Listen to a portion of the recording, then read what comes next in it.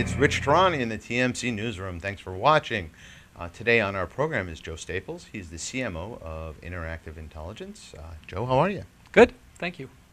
I'm thrilled to have you on today because you've got some really big news with regards to communications as a service and your company's offering in the space. Could you tell us about that, please? Sure.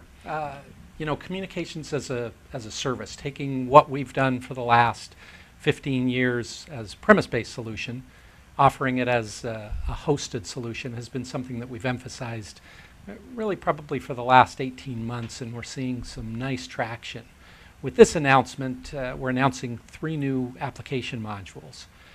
The first one is a web portal for our CAS customers, so they can come through this portal to view billing summaries, billing detail, make administrative changes. In the future, they'll be able to monitor calls, listen to call recordings, so really kind of a one-stop portal for our CAS customers to access the information that they need.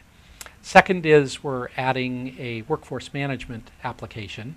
Again, same application that we've delivered as a premise-based solution for the last several years, now offering it to our CAS customers. And then the third one is an agentless dialing, or some people refer to it as outbound IVR, where you can take recorded messages and text-to-speech information and push those out as automated messages for things like appointment reminders, product readiness, service updates, those types of things. So if I'm a company looking to go to a hosted communications provider, how do I make a decision of what sort of company to go to? There are the carriers, there are the newer entrants into the space, there are companies that are reselling technology from other companies and just basically they're hosting it in their own cloud.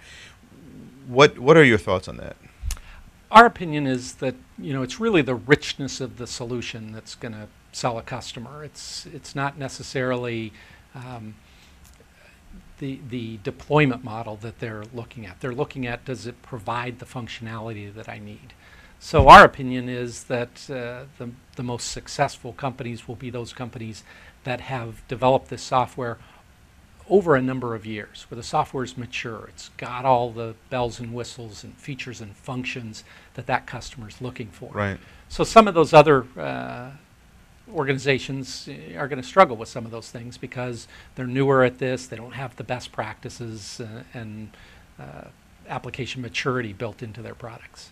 Now, what about the architecture of your systems in terms of protecting customers' data?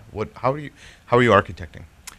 So a couple of things, and really good question. One of the things that we've done is at the data center level, we've set up a virtualized environment for each customer. So running on a virtual server, each customer has an isolated environment. We think that improves reliability and security. Then down at the customer level, we allow those customers to keep their telco lines coming into their customer site, right, to have all of the recordings stored on their site, and to have all of the voice traffic be retained inside of their firewall. So we think that kind of an architecture really pushes and promotes increased security and increased reliability. Now, you think of a cloud-based service, right? You think of the cloud as never failing, which generally means that, assuming there's no software glitches, you want to have redundancy in the data center. So the natural question is, how many data centers do you have, and how are you protecting your customers' operations? Yeah, so data center environment is certainly one of the dynamics. We house everything in SAS 70 Type 2 hardened 24/7 monitored data centers. Our primary center is in Indianapolis.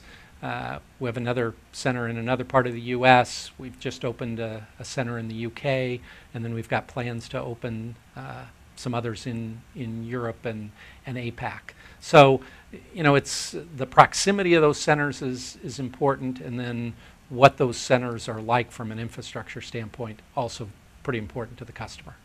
So that's great. It sounds like you've put some thought into just making sure you're covering customers worldwide with this. Yep. Great. Now, if I'm a customer trying to determine whether I want a premise solution or a hosted solution, what are some of the pluses and minuses of each that I should consider? I think the first thing for a customer to do is look at the functionality that they want, aside from the deployment model. Does the solution offer, the features and functions and applications that they want? Then as you move beyond that and kind of debate between premise and hosted, a lot of it comes down to the economic model.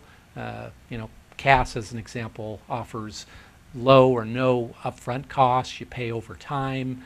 I think there's also the concept of what's your business model look like? Do you have the IT staff available and trained that can support this on premise, or are you looking to push that off to a third party? So I think there are a number of factors that kind of come into play, but the first one is to determine does the product provide the functionality that I want, and hopefully then move on to a deployment model discussion.